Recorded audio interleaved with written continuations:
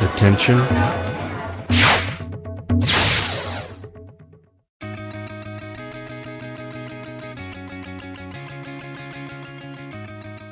Hi, my name is Erica Olson. This whiteboard session is on putting together your SWOT, which stands for Strengths, Weaknesses, Opportunities, and Threats. Now, before you push the pause button, I'm here to tell you that we are going to talk today about how to make a SWOT work for your organization and be useful, and not just an exercise in putting together a 2x2 matrix. All right, so let's get started. Strengths, when we identify them, what do we do with them? We capitalize on them. Weaknesses, we shore them up. Opportunities, we invest in. And threats, we identify. So let's break this down one step further. This is internal.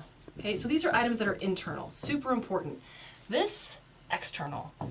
The minute we confuse the two, we have a big mess on our hands and the SWOT is no longer useful. So let's address a confusing point.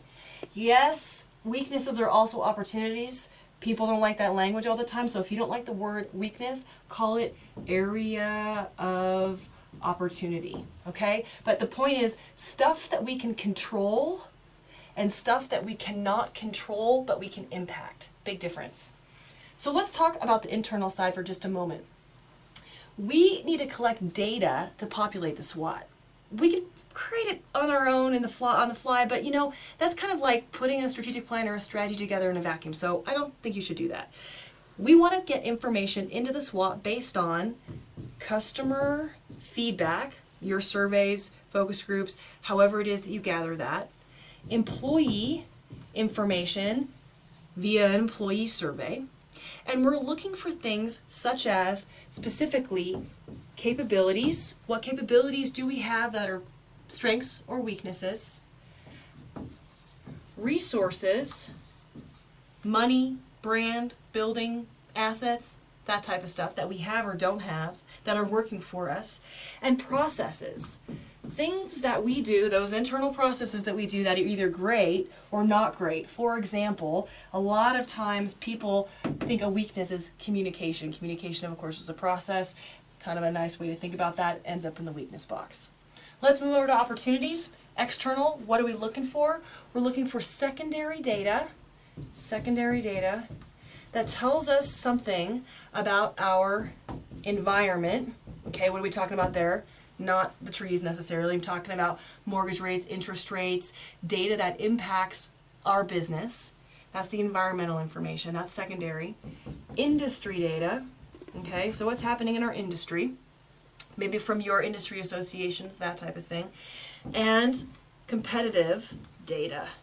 Okay, all of these are secondary data sources. For the most part, sometimes people hire out obtaining competitive data, that's up to you, but for the most part, those are secondary data sources. The other thing that does go over here as well, however, is some customer feedback, which would be primary data, right? Stuff that we collect ourselves that deal with maybe opportunities or threats and are not necessarily related to some things that we're doing internally. So we have all this. Normally we have bullet points all over the place. What do we do with it? Well, we want to actually take this information and create a list of ideas that we would then drop into goal statements. Okay, so this is, again, big pet peeve of mine. We go through this whole exercise of putting a SWOT together and we do nothing with it because we don't know what to do with it. I'm here to tell you, and we'll look at how we identify ideas in a moment, list of ideas that then get sort of fleshed out or prioritized, and we end up developing goals and action items or objectives, whatever the case may be, in your strategic plan. So how do we come up with these ideas? Here's how we do it. We take our strengths and we match them up with opportunities. That's one thing.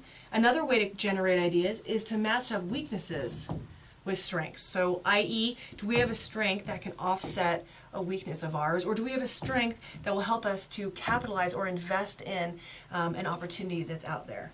Threats we need to be aware of, but one thing that we can do is say, are there opportunities that will offset these threats? Okay? So my big tip for you is, first of all, make sure that you're informing the SWOT development effectively. That means getting the data that we talked about, not just being a management team exercise around a round table. okay?